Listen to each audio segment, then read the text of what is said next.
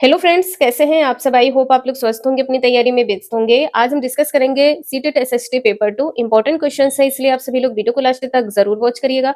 Channel पर पहली बार आए हैं तो चैनल सब्सक्राइब करके बेल आइकन प्रेस कर लीजिएगा, इससे नोटिफिकेशन आप सभी को मिलता रहेगा। तो चलिए स्टार्ट करते हैं। क्वेश्चन यहाँ पर फर्स्ट दिया है, अशोक के अभिलेख किस लिपि में लिखे गए हैं। सभी को पता है जो अशोक के अधिकतर अभिलेख है ये ब्राह्मी लिपि में लिखे गए हैं।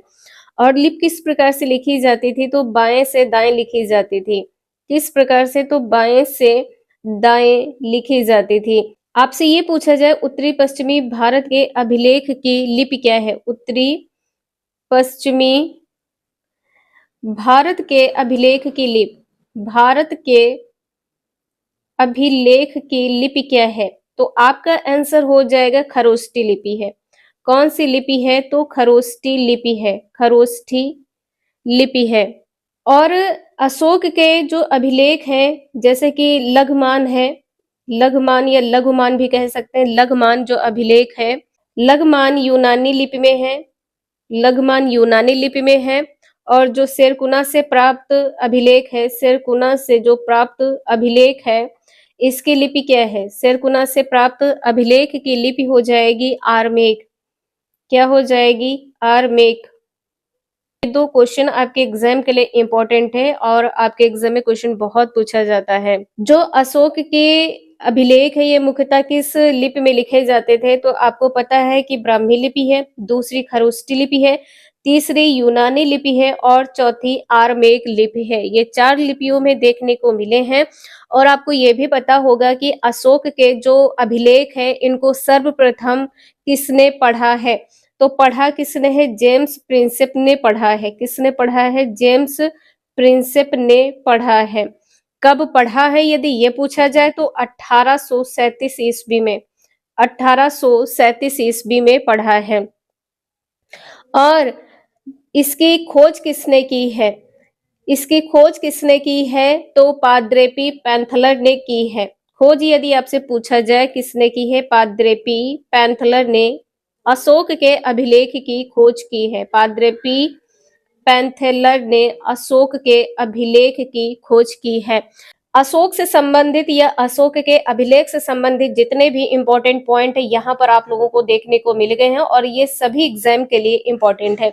यदि आप सभी लोग किसी भी कॉम्पिटेटिव एग्जाम की तैयारी कर रहे हैं तो आप लोग इस प्रकार से यदि यहाँ पर ऐसे पढ़ लेते हैं तो आपका कोई भी एग्जाम हो इजिली क्लियर हो जाएगा। क्वेश्चन नंबर नेक्स्ट यहाँ पर दिया है, आपको बताना है कि एलोरा की जो गुफा है का भित्ति चित्र जिसमें विष्णु को नरसिंह अर्थात पुरुष सिंह के रूप में दिखाया गया है, किस काल की कृति है। तो यह किस काल की कृति है, आपका आंसर होगा राष्ट्रकूट काल की कृति है। किस काल की कृति है, राष्ट्रकूट काल की कृति है। बी आंसर यहाँ पर सही हो जाएगा। और राष्ट्रकूट काल में एलोरा में चट्टान को काटकर कैलाशनाथ मंदिर का निर्माण कराया गया है। एलोरा में, कहाँ पर, एलोरा में ही किसका निर्माण कराया गया है, तो कैलाशनाथ मंदिर का निर्माण करवाया गया है। कैलाशनाथ मंदिर का निर्माण कहाँ करवाया गया है, एलोरा में करवाया गया है, चट्टान को काटकर। ये भी पूछा जा सकता है किसको काटकर या किन पत्थरों से, तो चट्टान को काटकर बनाया गया है, चट्टान को काटकर बनाया गया है। इसके अलावा आपसे ये पूछा जा सकता है कि एलोरा की गुफा में किसका निर्माण कराया गया है। एलोरा की गुफा में भित्ति चित्र का निर्माण है, भित्ति चित्र का निर्माण है, भित्ति चित्र का निर्माण है। एलिफेंटा की गुफाओं का निर्माण है, एलिफेंटा गुफाओं का भी निर्माण है। क्वेश्चन नंबर नेक्स्ट है, चोल अभिलेखों में उल्लिखित इन शब्दों को देखिए और सही उत्तर दीजिए। यहाँ पर आपको बताना है क्या सही होगा। वेलन वगई है, देवदान है, पल्ली चंदम है और साला भोग है।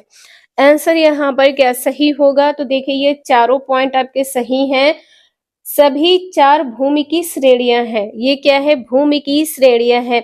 वेलन वगई क्या है, तो वेलन वगई में क्या होता है, वेलन वगई क्या है, तो यहाँ पर ध्यान रखिएगा वेलन वगई में क्या हो जाएगा, गैर ब्राह्मण किसान की भूमि, स्वामी की भूमि, किसान स्वामी की भूमि।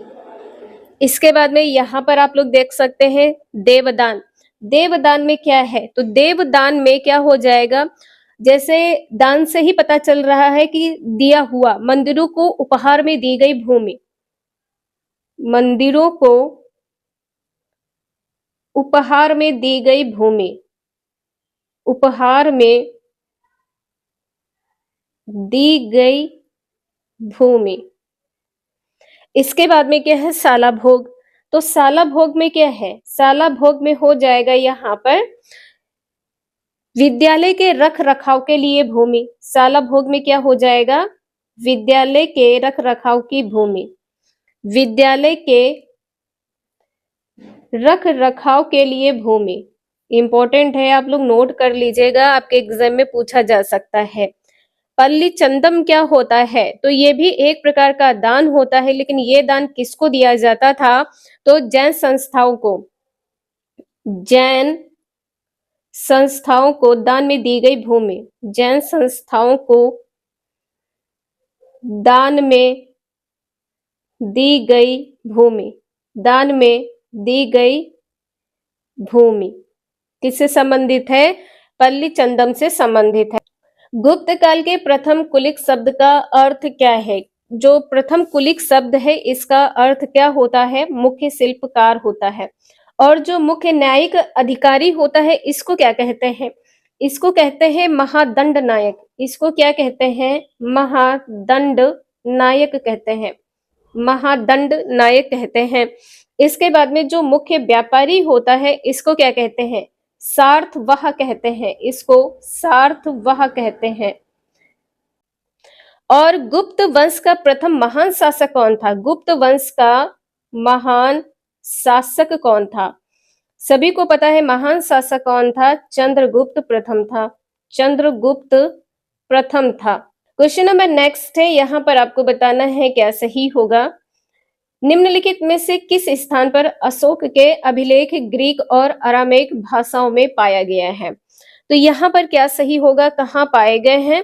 आंसर यहाँ पर आपका पहला सही हो जाएगा, कंधार। आपको बताया है कि कंधार में कब मिला है। कंधार में जो, और कंधार है कहाँ पर? कंधार है अफगानिस्तान में। कहाँ पर है? अफगानिस्तान में है। कंधार से कब मिला है? ये मिला है 2250 वर्ष पुराना अभिलेख, 2250 वर्ष पुराना अभिलेख है, पुराना अभिलेख। और जो यह अभिलेख है किस लिपि में है? तो यूनानी लिपि में है, यूनानी लिपि में है और अरामेक लिपि में है, या आरमेक लिपि में है, आरमेक लिपि में है, इन दो लिपि में है। जैसे कि आपको पता है कि जो लघुमान है ये किस लिपि में है? लघुमान यूनानी लिपि में है।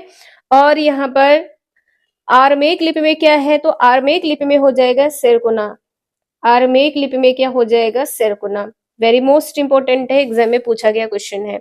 और ये क्वेश्चन आप सभी का लगभग 2011 से 8 से 10 बार रिपीट हो चुका है।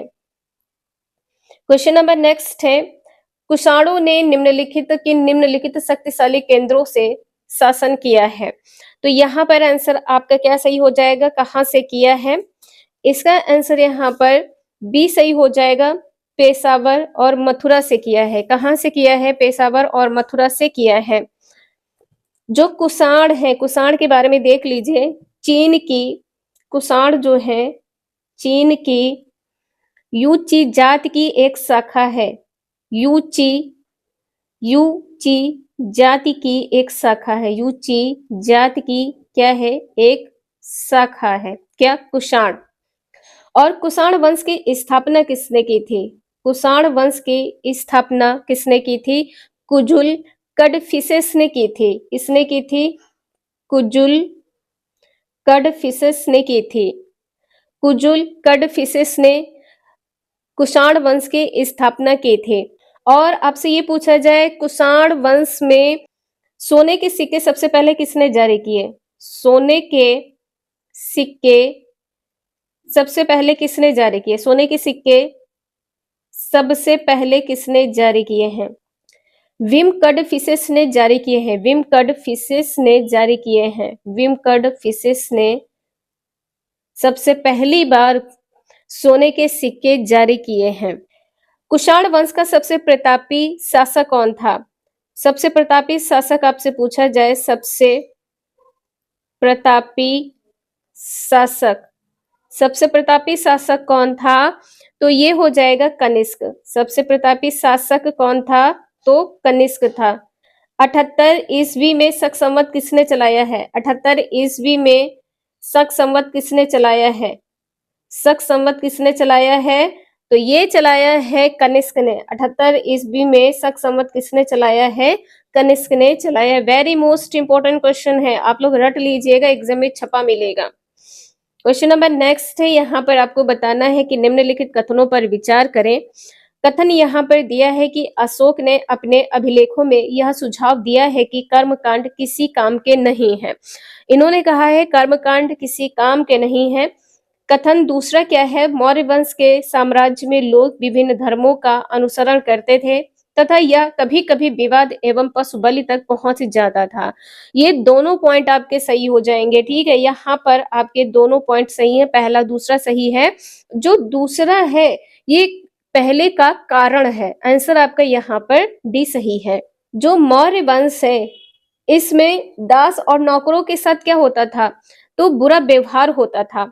दास व नौकर के साथ बहुत बुरा व्यवहार होता था। क्वेश्चन नंबर नेक्स्ट है, निम्नलिखित कथनों पर विचार करें। यहाँ पर बताना है क्या सही होगा।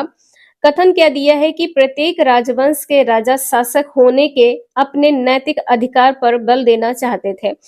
यदि कोई किसी भी राजवंश का शासक है तो उसके अपने नैतिक अधिकार होंगे, इस पर उन्होंने बल दिया है। तो यहाँ पर ये तो आपका सही हो जाएगा, पहला पॉइंट यहाँ पर सही है। दूसरा क्या है? ईश्वर के साथ अपने घनिष्ठ संबंध की उद्घोषणा करने के लिए राजाओं ने उपासना के स्थानों का निर्माण किया। बिल्कुल सही है, यहाँ पर यह भी आपका सही हो जाएगा। तो बी आंसर आपका सही है। पहला दूसरे की व्याख्या है, बी आंसर यहाँ पर आपका सही हो जाएगा। नोट कर लीजिएगा, जहां कहीं पर भी समझ में नहीं आ रहा है आप लोगों को तो आप लोग कमेंट करके क्वेश्चन नंबर जरूर मेंशन कर दीजिएगा। और आप लोगों को बता दें कि ये क्वेश्चन पेपर आप सभी का 2022, 23, 24 ये तीनों क्वेश्चन पेपर मिलाकर यहाँ पर आप सभी के लिए क्वेश्चन सिलेक्ट किए गए हैं, इसलिए आप सभी लोग प्रैक्टिस जरूर करते रहिएगा। क्वेश्चन नंबर नेक्स्ट यहाँ पर आपको दिया गया है, निम्नलिखित में से कौन सा प्राचीन भारतीय काल को समझने को प्राथमिक स्रोत है? काल को समझने का प्राथमिक स्रोत क्या है? तो यहाँ पर समुद्रगुप्त की प्रशस्ति है। आंसर यहाँ पर आपका बी सही हो जाएगा।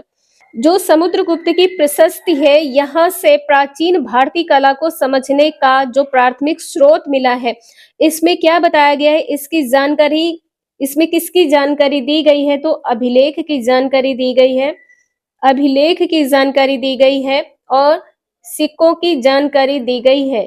और सिक्कों से प्राचीन काल के संबंध में जो सटीक जानकारी मिलती है वो किससे मिलती है? समुद्रगुप्त की प्रशस्ति अभिलेख से। और समुद्रगुप्त के बारे में कहां से पता चला है?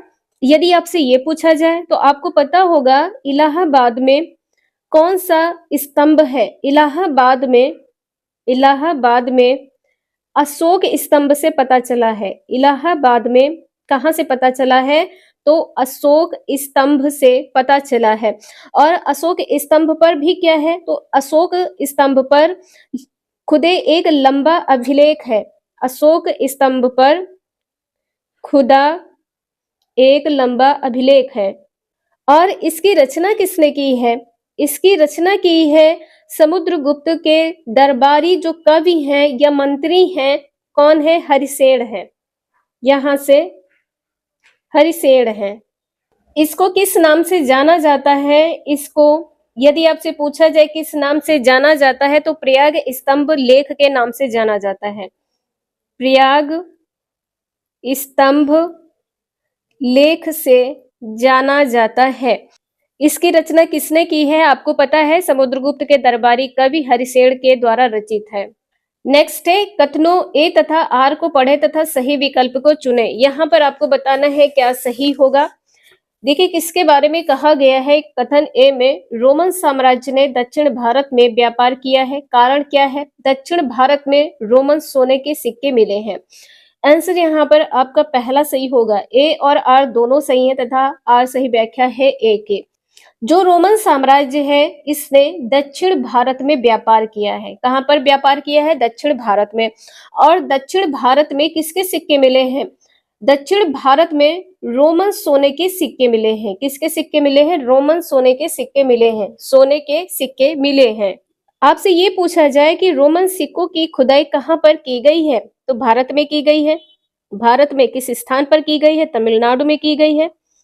तमिलनाडु में की गई है। और तमिलनाडु के किस जगह पर की गई है? पुदुकोट्टई में की गई है। पुदुकोट्टई में की गई है। पुदुकोट्टई में इंपॉर्टेंट नाम है, आपके एग्जाम में पूछा जा सकता है।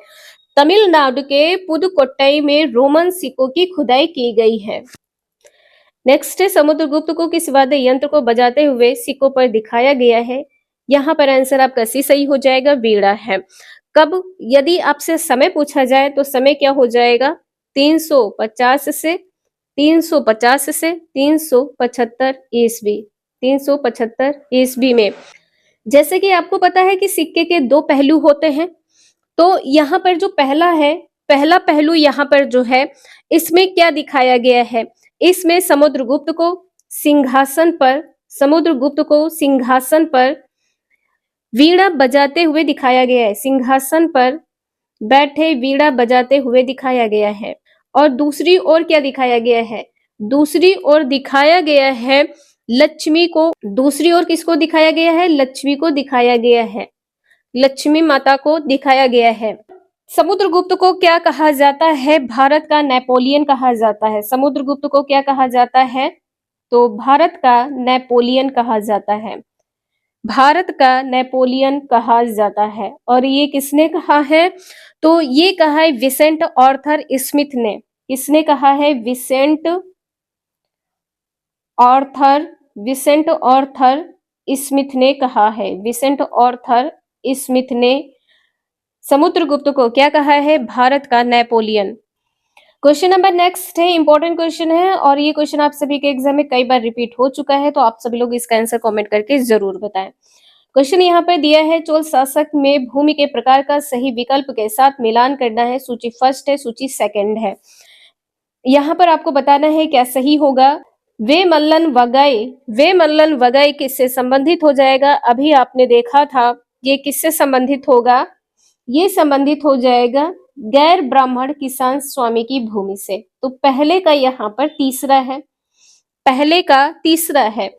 इसके बाद में ब्रह्मदेव के बारे में, तो ब्रह्मदेव में क्या हो जाएगा? जैसे कि ब्रह्मदेव से ही पता चल रहा है कि ब्राह्मण, तो यहाँ पर ब्राह्मणों को उपहार में दी गई भूमि, बी का 4 हो जाएगा। इसके बाद में साला भोग है, तो साला भोग में क्या हो जाएगा? आपको यहाँ पर बताया था विद्यालय से संबंधित होगा, तो किसी विद्यालय के रख रखाव के लिए दी गई भूमि।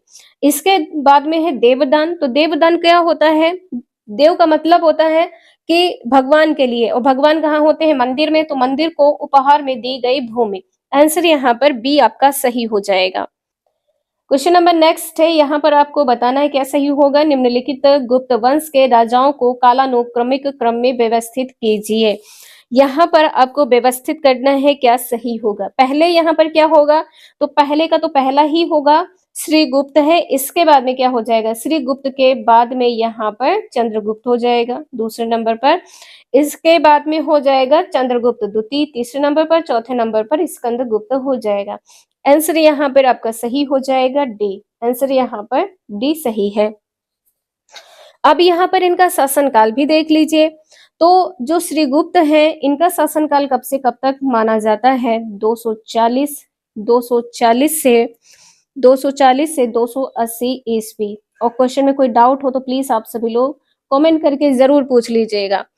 इसके बाद में यहाँ पर हम बात करते हैं समुद्रगुप्त के बारे में। तो समुद्रगुप्त का जैसा कि आपने अभी देखा था 350 से 375 ईस्वी, 350 से 375 ईस्वी।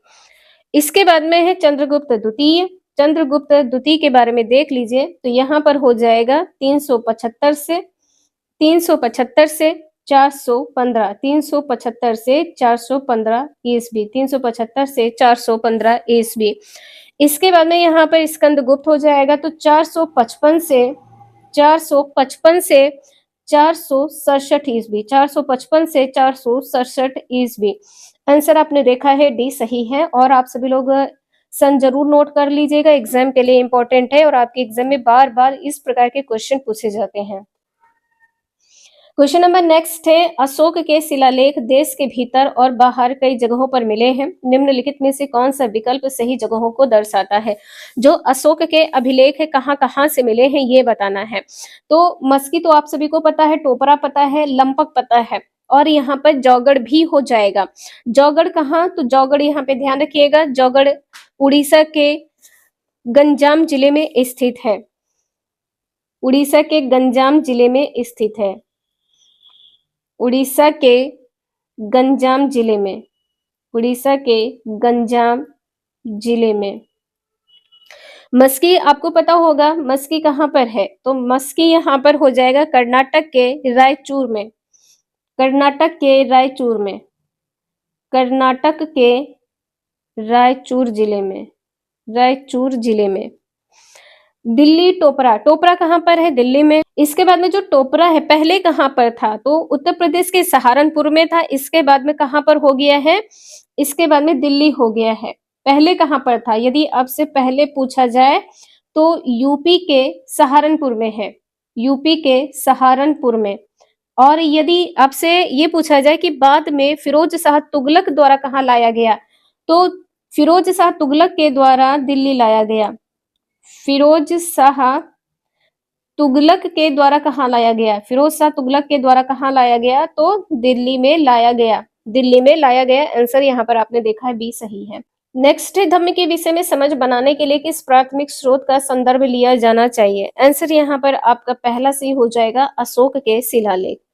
अशोक के शिलालेख में क्या है, तो जो प्राथमिक स्रोत है इसमें क्या होता है, तो इसमें कोई घटना, वस्तु, व्यक्ति या कार्य प्रणाली है, ये सीधे जुड़े होते हैं। प्राथमिक स्रोत में क्या होता है, तो इसमें कोई घटना है या कोई वस्तु का मिलना हो या व्यक्ति या